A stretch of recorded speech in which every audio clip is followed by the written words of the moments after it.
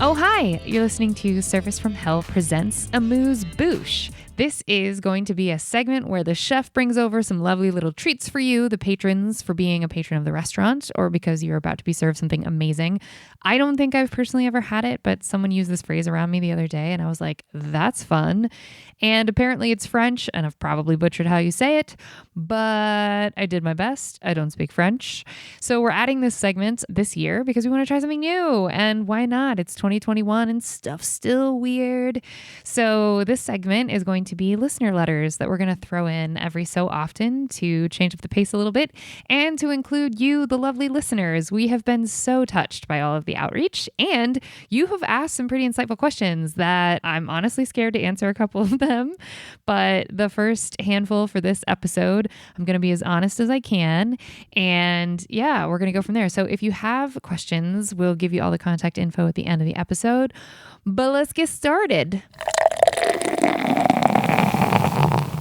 Okay, so for our first letter for this first Amuse Bouche, Jerry from Long Island writes, Dear Service from Hell, love the show. Thanks, Jerry. You seem to have a lot of people on your podcast that claim that they tip. I guess since you know them all, they do. But do you believe all of your guests when they say that they tip all the time? Wait, I guess since you know them all, because I know all the guests, they must tip. But do I believe that they tip? Okay, so the answer to this is, the guests that I've had on so far, I think with the exception of maybe one or two of them, all of them have worked in a restaurant or a bar at some point in their history. And what I have found to be true is anyone who has worked in that industry understands how brutal it is and understands that tips are the lifeline because of the way that the system is set up here in the States. And so I believe all of them. I mean, do I think everybody tips 30% all the time? No, because I don't tip 30% all of the time. Like that's that's incredibly generous. And, I've been out because I am friends with basically everyone I've interviewed, and I've been out with most of them in a social setting and can verify that they all tip that way. I mean, not that I'm looking at the tip line or whatever, but no, all of the people that I've been out with socially that I've interviewed have they've all tipped the way that they say that they do. In fact, some tip more generously than they were willing to admit to on the show. But do I think in the future that every guest that I interview is going to, tip in the same way or tip at all? No, because I've interviewed, or I will be probably interviewing people who have never worked in the service industry. And I do think that it colors your relationship to tipping and it colors how you view the importance of it, because it's the sort of behind the scenes thing, right? It's like, oh, why are all these producers attached to this TV show? And it's like, because it takes so much work to get a TV show off the ground, and producers are really important. And I feel like servers and bartenders have all of these behind the scenes things that they do that you as the guest don't ever see. And I think if you've worked in the industry, you know what those things are. It's a little bit easier to be more generous with bartenders because they are physically making the drinks in front of you, in theory, if you are sitting at the bar or you are, in a bar area where you can see them. So I think that's traditionally speaking why bartenders tend to get tipped better across the board, because they're essentially singing for their supper. They're earning it. They're showing you what they're doing. And the servers that are doing 500 things in the back, refilling 3 glasses whilst also grabbing bread or, yelling at the food runner, oh, I forgot to tell you, please know this on that or whatever. All of that sort of side stuff, you as the guest don't ever see that. And so unless you've worked in it, you don't know that that is a thing. So yeah, I would say traditionally speaking, every server that I've ever had a social interaction with outside of work, every bartender, they all tip really generously. And I have been told that off the mic by some guests that it's a tough question because they have said to me, oh, if I didn't tip, I would totally lie. And these are people that obviously, like I said before, I know that they tip because I've been out with them socially. And I thought about changing the question for this year because I was thinking, yeah, I guess I've trapped them. What person is going to be transparent and be like, oh no, I never tip. What's tipping? Especially because I'm interviewing them and they know that I work in that industry. So they know that the question is coming, and I can't imagine that I would go on a podcast about anything and they'd be like, oh, do you disrespect the person or industry that you're interacting with on a regular basis? I mean, my answer would be, of course I don't. I mean, podcasts are like out in the world. People hear them. So you have to be super careful. And especially because I've been very fortunate to interview some public figures. And so, yeah, it's like, do you give the PC or sort of the politics answer of, it is not a habit with which I regularly actively participate in the negative or I don't have a politics answer. Y'all listen to this podcast. I'm insane. But whatever the sort of PC answer of not saying a definitive yes or no, it's more of like, I guess, a legal answer. I guess that would be the more appropriate way to handle it. But I really do think, because there have been some guests that have said, oh, no, not 100% of the time. They'll say, oh, I'll forget when I get coffee, or if it's quick, I don't, or things like that. So the short answer is, no. Do I think I'm going to bat 1,000 and that everyone's going to, be 100% honest all the time? No, of course not. Because I think people, especially people who are media trained, are very aware that this is going in people's ears and they don't want to have to do the cleanup process afterwards of like, hey, can you get rid of when I said fill in the blank? So anyway, Jerry, that is a long ass response to your question. But yeah, I would like to think I haven't had liars on the podcast. So I don't know. But anyway, I do think people are people. All right, Jerry, I hope that answers that. Our next question comes from Diane from Colorado. Diane from Colorado writes, SFH. I like that. Those are our initials, everybody. I have an apparently, because my son says so, irrational fear of the buffet-style restaurants. We have a few in the city next to us, and my son always wants me to go. I just think that they are dirty, and there is no way that food hasn't been sneezed on a time or two, But my son loves soups, and they have a lot of soup at buffet restaurants. What should we do? It's really sweet that your son loves soups. Hey, Diane, thanks for writing in. So, okay, I go back and forth with this because I have a good friend that really loved this place called Soup Plantation, who's probably listening to the podcast. What up? And I also really liked that place. And that was a place that actually went out of business as a result of the pandemic. And they had this thing where you could I should get sponsored by these places before I answer this question. Actually, I shouldn't actually be specific, but both of the places I was going to mention, I think have now gone under, which, RIP is super sad. But anyway, at Soup Plantation, you could get unlimited salad and unlimited soup and unlimited soft serve frozen yogurt at the end. And when I tell you that this place was designed for me, it was designed for, soup, salad, and yogurt. Yes, please, all day. So I wouldn't let myself go down the mental rabbit hole of how many people had probably touched or picked over the sort of lettuce and bread and all of that stuff. But I have been to other buffet style places that I won't name that are buyer beware a little bit. I think you can tell when you walk in. It's kind of like any sort of restaurant. I feel like there are some, and it also depends on, like, they're franchised, right? So it just depends on the individual owner that happens to be running that particular location, or the manager, or if the employees of said location care. It kind of just, it's all sort of nuanced, and I don't know. It doesn't say what town you live in. It just says Colorado. So I don't know if the town or the place next to your town, if you walk in and it seems dirty, trust your gut, because if it looks gross, as soon as you walk in, you can assume the food is probably handled in the same way.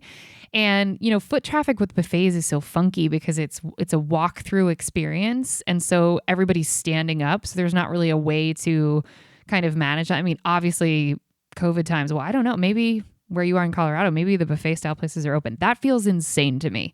That feels like, especially right now, a place like that shouldn't be open. But I will say, shout out to Angelique, who is probably also listening because I have amazing friends. She and I used to go to the gym in LA, and then we would go to the Sizzler that was right by my old apartment. And we were obsessed, and it was definitely not clean. I'm not going to tell you exactly where it was, but I also think that Sizzler has now fully gone under, although I don't know. But I think that they were a casualty of the pandemic as well. But anyway, we would go, and like when you walk in, you tell them what meat you want. And at the time, I was just doing seafood. And so she would probably get the same thing I would, but we would have a conversation before we go in. If a slab of salmon is going to cost $10, you're going to get a $10 type of piece of salmon. So you're not getting the Gordon Ramsay cut of salmon. You're getting the equivalent of the $10 cut that also means they can turn a profit on that meat slab in front of you. So yeah, I think using your judgment is fair. But also, if your son's only really into soups and salads, soups are at least hot. So I would imagine that kills some of the bacteria. And also, all kidding aside, I think that there's laws for how long food's allowed to sit out. And there's all kinds of these things that they can't get out of. And so, as far as I understand it, there has to be a general turnover of the food. And I don't know what the cleaning rules are necessarily, but I know that the temperature of the food matters. And that's another tell. I've been to too many buffets, y'all. I'm just telling on myself right now. But if somebody rolling through there on the floor has a thermometer either in their hands or on their person, or you notice that they have this metal stick with a circular something on top, you can assume that that person is testing the temperatures of things. And I think that like if something sits in a warming tray for too long, it gets too hot, it has to go.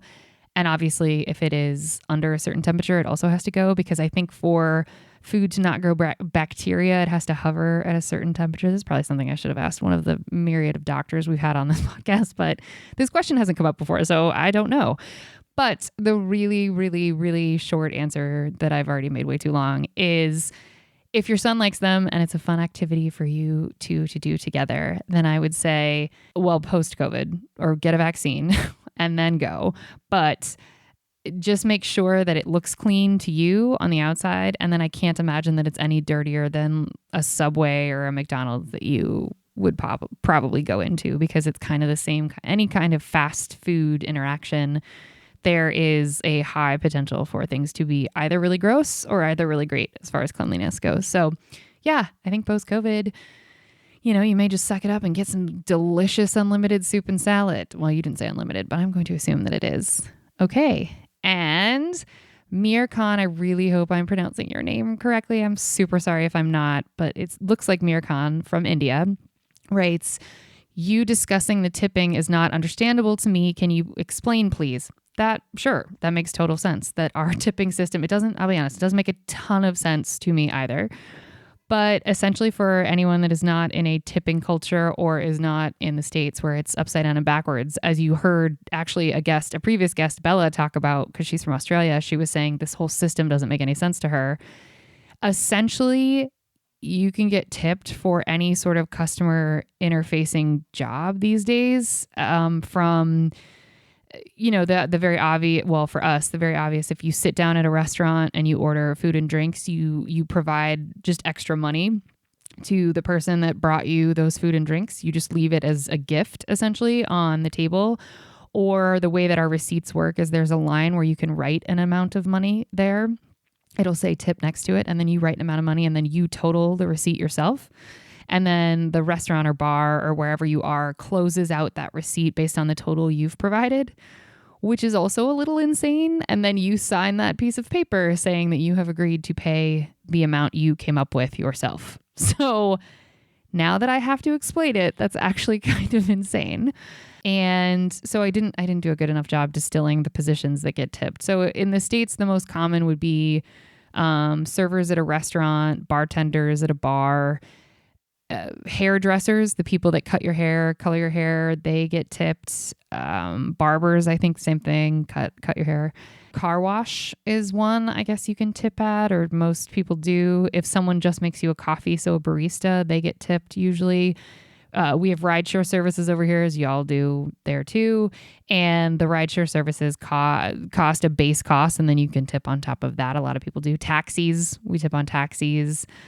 Help me out, listeners. I do not know why I'm blanking. Of course, I wait to record until it's very late and I'm very tired, but I can't think of, we tip in a bajillion ways. But actually, a friend of mine from Spain had said, not at all kidding, this was years ago, she had said, "Oh, so then you also tip doctors," and was being dead ass serious, because doctors do provide a service and, tip based on performance. And I just thought the question was funny at the time, but now thinking about it, where is the line? What is the limit? So Mirkan, I'm just giving you general places where it's sort of socially understood that you will be tipping if you're in the United States. But we don't really, we've all sort of socially agreed to this weird line, but we haven't, you're not raised being told you can't get certain things if you don't tip. The expectation is just that you just gift them with this extra money. So if, for example, you're at the shoe store and someone helps you try on shoes, you don't, traditionally speaking, you're not expected to slip them $20 and say, thanks for doing your job, which is such a weird distinction because then why do we do it? I don't know. Our wages usually match positions that are expected to be paid a tip. But trying to explain, I should have thought this question through before I started recording, and I should have read this question before I started recording.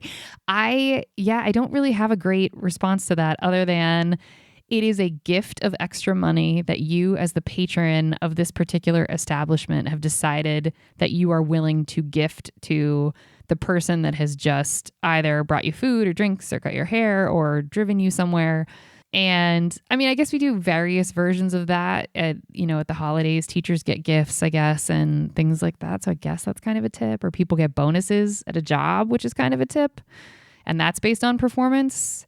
So a large portion of our working culture in the States expects a tip and gets one.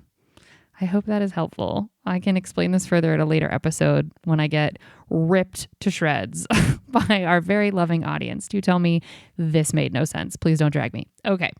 Our last question for this episode, Jessie from NorCal has written, and I think I know who this is, but I can't see a last name.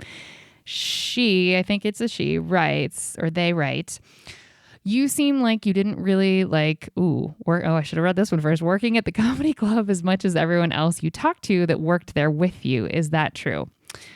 Well, this is actually a really good segue question, Jessie. I will be airing a few episodes of just me. I've already been interviewed by someone, and it's where I tell my story and we discuss actually that very issue. So you can look out for those episodes. It's going to be a series of issues because I talked for, shockingly so many hours about myself. I'm sure everyone is hold your jaws together for how shocked I'm sure you all are. So I will just say, I love everyone at that comedy club. I worked with a lot of amazing, amazing, wonderful people. And so I will not answer that question here, Jessie, but I will be answering that question in my solo episode. And that was a much shorter answer than I thought because that was a shorter question than I thought. But thank you so much to all of our listeners that have emailed us and let us know the things that were not clear like this. So we obviously did not get through all the letters today, but we wanted to keep this episode kind of short and sweet. And we're thrilled that all of you are sending them our way.